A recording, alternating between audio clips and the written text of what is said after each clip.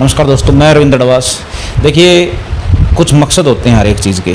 जैसे कि हमारा मीडिया का मकसद है, हमारा मीडिया का मकसद है लाइक, सब्सक्राइब, व्यू। ऐसा कुछ नहीं है कि हमको कोई फेम चाहिए, नेम चाहिए, नहीं।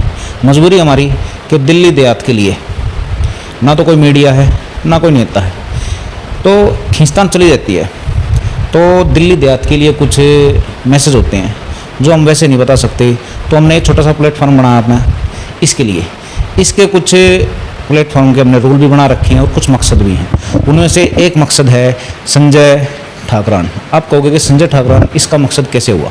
मैं बताता हूँ कि दिल्ली देहात में नेताओं की कमी है। कुछ युवा नेता हमारे इसमें आते हैं राजनीति में और एक्टिव होते हैं, काम करते हैं, आलोचना भी होती है उनकी। तो क्या करते हैं, हमारे देहात की ही जो पब्लिक है, इनका स्वभाव होता है कि ये क्या करते हैं कि उनको उल्टा पकड़ के खींचते हैं। माफ़ी नाम की कोई चीज़ नहीं है इन नेताओं के लिए, क्योंकि इनका सबसे बड़ा कसूर है देहात के ही।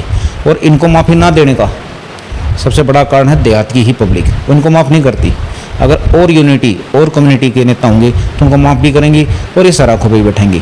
लेकिन हमारा लक्ष्य ये है कि अगर हमारे युवा नेता आगे बढ़ रहे हैं किसी भी पार्टी में, तो हैं तो हमारे, तो हम उनको जानें, पहचानें और थोड़ा सा हमसे जुड़े, ताकि उनकी हम समझें, वो हमारी समझें।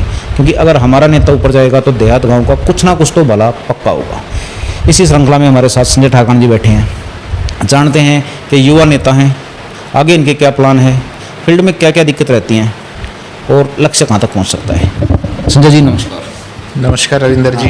तो संजय जी, कोई पॉलिटिकल सिस्टम नहीं है, एक मजबूरी है देहात के बाद कि एक साहब सिंह वर्मा के बाद कोई भी नेता देहात में से ऐसा नहीं निकला जिसको कह दें कि हाँ भाई ये नेता हमारा है।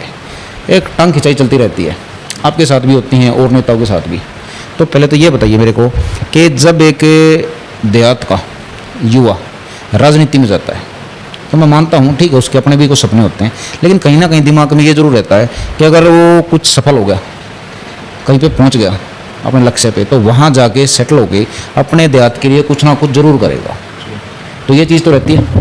जी बिल्कुल सही कहा रविंद्र भाई आपने। जैसे आज जो हिंदुस्तान की राजनीति है उसमें चाहे देहात राजस्थान से हो, दिल्ली से, हरियाणा से हो, जो ज़मीनी नेताओं की हकीकत है वो बहुत कम रह गई है। और मैं दिल्ली देहात की अगर बात करूँ व्यक्तिगत तौर पर, दिल्ली देहात में प्रमुख तौर पर जो दिल्ली देहात का प्रतिनिधित्व करने वाले थे, पहले सज्जन कुमार जी थे और उनके साथ साथ साहिब सिंह वर्मा जी थे।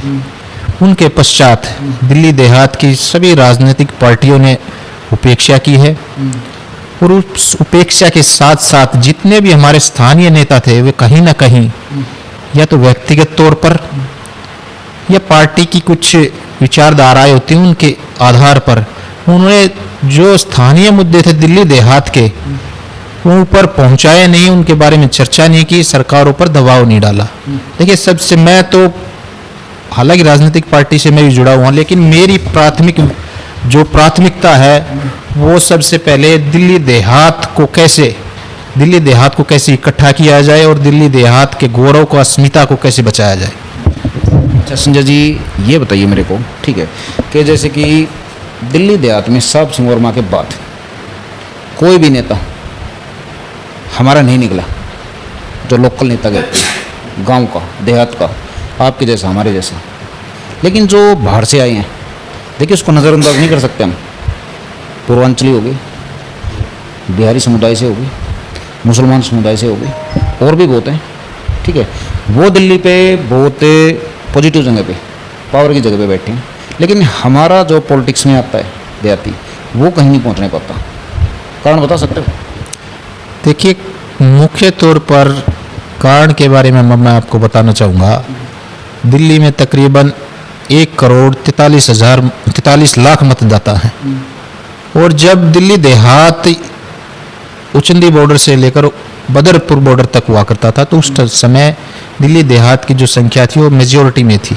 लेकिन आज कहीं ना कहीं चाहे सरकारों की उपेक्षा लगा लो या हमारे दिल्ली देहात का जितना भी समाज है उसका एक प्रकार से जुड़ाव ना होना वो लगा लो, और कहीं ना कहीं जो भी नेता यहाँ से निकले हैं, जो भी स्थानीय नेता थे, उन्होंने कहीं ना कहीं दिल्ली देहात के साथ भी सौतेला व्यवहार किया है कि दिल्ली देहात के जो प्रमुख तौर पर मुद्दे थे, आज मैं आपको बताना चाहूँगा। मैं देखिए, नई दिल्ली और पुरानी दिल्ली में क्या डिफरेंस है रविंदर जी, मैं बताता हूँ।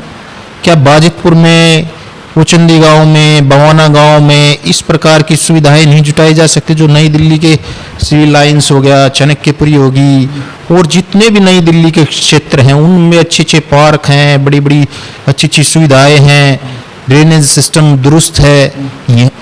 ऐसी क्या व्यवस्था थी? क्यों? देखिए, जहां तक राजनीति से ऊपर उठकर हमें समाज के लिए काम करना पड़ेगा, अपने लोगों के लिए काम करना पड़ेगा, और सभी राजनीतिक पार्टियों को और राजनीतिक पार्टियों का प्रतिनिधित्व करने वाले सभी व्यक्तियों को ये समझना पड़ेगा, जब तक वो अपने लोगों के लिए आवाज़ नहीं उठाएंगे, जब तक अपने समाज के लिए कार्य नहीं करेंगे, जब तक अपने क्षेत्र के लिए मैं ये कहता हूँ, नेता कौन होता है? नेता वो होता है जो जनता की बात करे, जो नेतृत्व करे, जनता की जन समस्याओं को लेकर आगे बढ़े, वो नेता होता है। तो बहुत सी विडंबनाएं रही कि हमारे यहाँ से जितने भी जितने भी नेता गए, आज राजनीति कई लोगों ने क्या सोच लिया कि राजनीति एक व्यवसाय हो गया, कि राजनीति में आओ, लोगों की जो भावनाएं हैं उनके साथ खिलवाड़ करो, अब पैसा बटोरो और यहाँ से निकल लो। लेकिन हिंदुस्तान में एक आपको बात बताना चाहूँगा, हमारे दिवंगत प्रधानमंत्री चौधरी चरण सिंह जी ने एक कहा था कि अगर हिंदुस्तान का विकास करना है तो हिंदुस्तान का विकास का मात्र एक रास्ता है जो खेत खलियानों से होकर गुजरता है, यानी कि आप हिंदुस्तान के गांव का विकास कर दो, हिंदुस्तान का विकास हो जाएगा। अच्छा, ठीक है संजय जी, ये बताइए कि कई बार मैंने आपकी बयानबाजी देखी, आप पंचायतों में बड़े बड़े स्टेज पे बोलते हो, तो आप गांव देहात के बारे में जो मुद्दा होता है उसमें सटीक बात करते हो। वो चाहे आपका जो बयान है उस टाइम पे, चाहे आपकी पार्टी के खिलाफ जाए या राजनीति के खिलाफ जाए, आप उस चीज़ की परवाह नहीं करते। तो इस चीज़ को हमने कभी भी देखी थी, सुनी थी, साक्षी वर्मा में सुनी थी कि वो इस चीज़ की परवाह नहीं करते थे कि ये बयान किस पार्टी के, किस नेता के खिलाफ जाएगा। लेकिन आपने वो चीज़ देखी, तो इतना बड़ा आप रिस्क लेते हो कि आप मुद्दे पे स्टिक बोलते हो, गांव देहात के मुद्दे पे खासकर, ठीक है, तो इससे जो आपका राजनीतिक कैरियर है उस पर कुछ खतरा नहीं आ जाएगा? देखिए रविंदर जी, मैं आपके चैनल के माध्यम से सिर्फ इतना बताना चाहता हूँ, कहीं ना कहीं हमें राजनीति से उठकर, राजनीति से प्रेरित न होकर, हालांकि मैं भी एक राजनीतिक पार्टी का हिस्सा हूँ, मेरे साथ भी कई चीज़ें जुड़ी हुई हैं और मेरी भी व्यवस्था है, मेरे पर जब मैं ऐसी बयानबाजी करता हूँ तो मेरे ऊपर भी कुछ न कुछ ऊपर से प्रेशर डालता है। लेकिन आज मैं आपके चैनल के माध्यम से बिल्कुल स्पष्ट तौर पर कह देना चाहता हूँ कि भगवान ना करे आने वाले समय में जिस प्रकार की मूवमेंट आजकल दिल्ली देहात में और बाजितपुर गांव में चल रही है, भगवान ना करे कि पार्टी और समाज में से मुझे एक चीज़ चुननी पड़े, तो मैं आपको संकल्प और शपथ लेकर ये बात कहता हूँ, मैं प्राथमिक तौर पर अपने समाज को चुनूंगा, अपने क्षेत्र को चुनूंगा, अपने लोगों को चुनूंगा।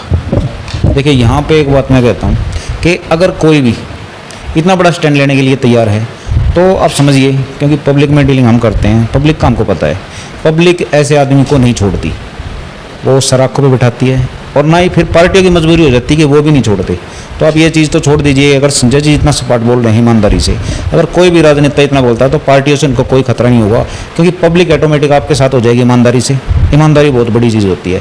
तो फिलहाल संजय जी के साथ भी यही होगा। अगर कभी ऐसी बात होगी तो पब्लिक में इनकी फिलहाल जो स्टिक बात बोलते हैं गाँव देहात के लिए, तो उसके लिए इनकी पब्लिक में जो स्टेज है वो काफ़ी बढ़ रहा है, तो उससे पब्लिक इनको जाने भी नहीं देगी कहीं पे। अगर ये किसी और पार्टी में भी खड़े हो गए तो वो सपोर्ट तो इनको वहाँ से भी मिलेगा, ऐसी कोई बात नहीं है। तो संजय जी, अब आते हैं राजनीति पे, आरोप प्रत्यारोप पे, क्योंकि आरोप प्रत्यारोप के बगैर तो राजनीति पूरी होगी नहीं, ठीक है। गांव देहात के बहुत से मुद्दे होते हैं, हम किसी एक मुद्दे पे बात ही नहीं करते। तो उनमें क्या होता है कि वही नेता दिखते हैं, वही पार्टियाँ दिखती हैं 4-5, और वही 5-7 नेता दिखते हैं लोकल, हर एक मुद्दे पे। वो उन मुद्दों को बिगाड़ते भी हैं अपने तरीके से, संवारता कोई नहीं है। कोई एक तो हो ईमानदार तो उसको करने नहीं दे रही, आखिर में वो मुद्दे जाते हैं बिखर। गांव देहात का कोई भी मुद्दा उठा लीजिए आप, किसी एक मुद्दे मत सोचिए, तो हर एक मुद्दे में यही गेम चलता है। वही पार्टियाँ इन्वॉल्व होती हैं किसी न किसी तरीके से, चाहे अपने कार्यकर्ताओं के तरीके से, या डायरेक्ट, और फिर वो एक्टिव होते हैं, फिर वो गांव देहात के मुद्दे को भटका के, ठीक है, और वो ख़त्म करवा देते हैं उसको, फिर सब आप अपने घर पे। लेकिन गांव देहात के मुद्दे तो वहीं रह गए, प्रॉब्लम वहीं रहेगी। तो आप किसी एक मुद्दे को ना बताते हुए ये बताइए कि राजनीति में आपका इतना मेच्योरिटी हो चुकी है आपकी, ठीक है, इतना ज्ञान आप पा चुके हो, इसको पार्टी दर्शकों के साथ के अगर किसी मुद्दे पर लड़े और उसको आखिर तक पहुंचाना हो सफलतापूर्वक, तो किन चीज़ों का ध्यान रखें?